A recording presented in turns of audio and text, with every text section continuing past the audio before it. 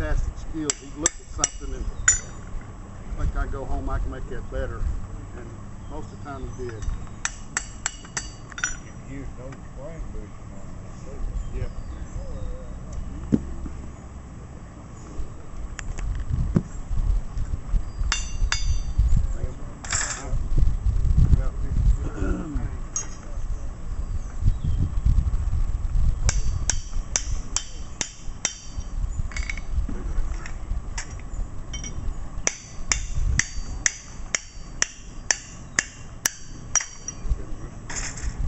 Okay, candle cups are done, and these can be tightened up a little bit more, but you want to make sure you get them bent and get this bottom part on there before you tighten them up, because what happens is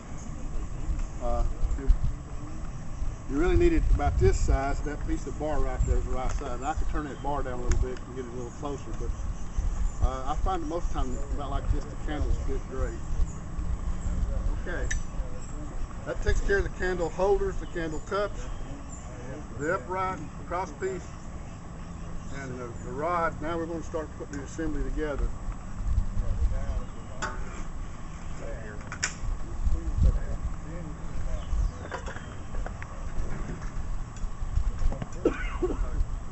Alright, now let me give you a hint. I didn't do it on this one here, but for you that when you start making tendons out, sometimes it's hard to get a good straight edge, and it'll stick up just a fraction of an inch.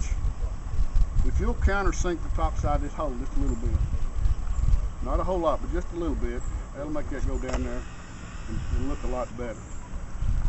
It's really hard to monkey something out here in the field. I've got a clamp that goes on my vise where when I put this in there, it rests on the base where I don't have to worry about this rod sliding up and down in that vise. This is going to slide, and what's going to happen is it's going to leave some vice marks here, but if I use that table that I got clamped on there, it'll keep that from sliding down. Also, I'll use copper jaws on my vise, it'll help a little bit. But we'll go ahead and give it a shot right here. Need just a little bit of heat, John.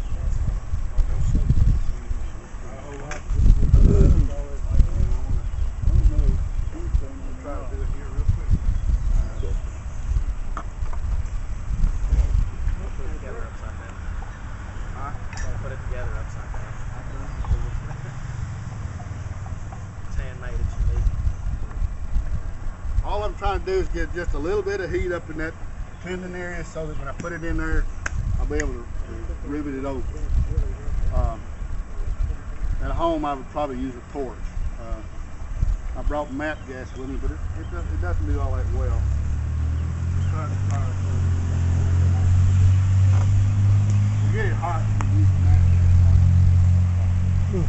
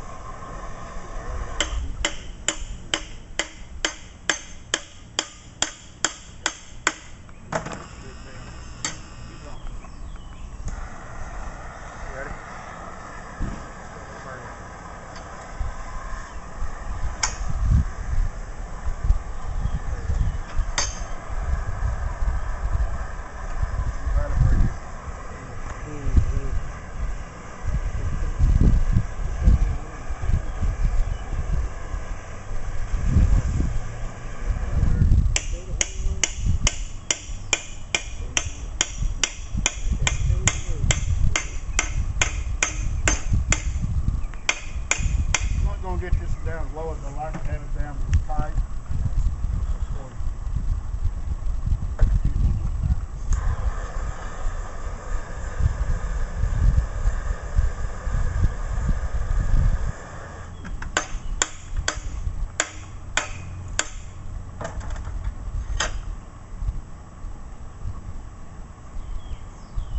Okay, that's not as low as I really like it, but it's as low as it's going to go on this one here without a lot more heat. Did you see where it slid in there? It's really important that you have this brace so it doesn't slide up and down. And then the copper, I just use some heavy copper shoes and it helps quite a bit. To get that out of there, I got to file it now. And I don't even know if I brought a file with me, but what look.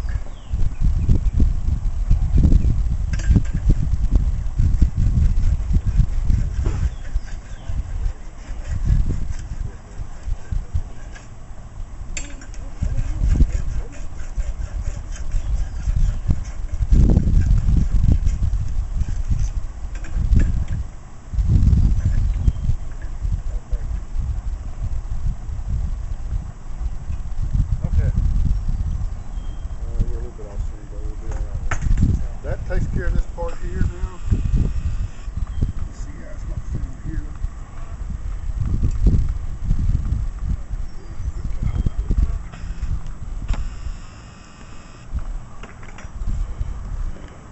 Alright, we're done with this.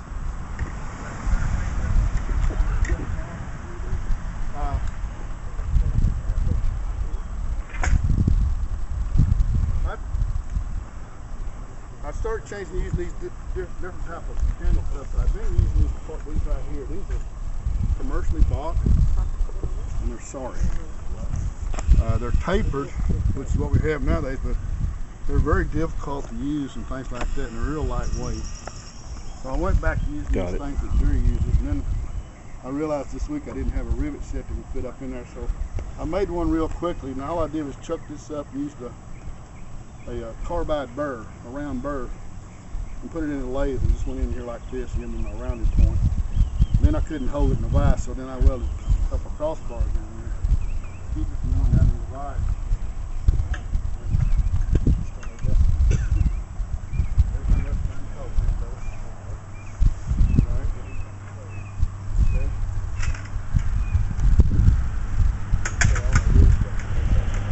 I want to start assembly now. Where I usually get mixed up with the reverse. We'll try not to do that this time. I'm going to put a rivet on here.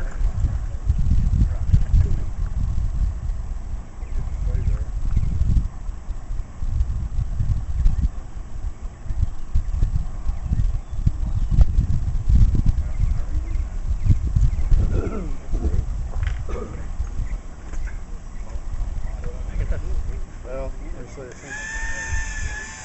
sometimes when you bend them, the holes don't.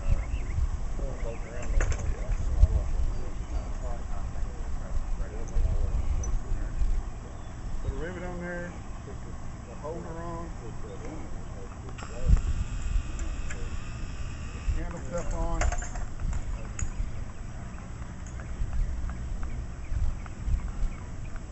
Put the ramp up.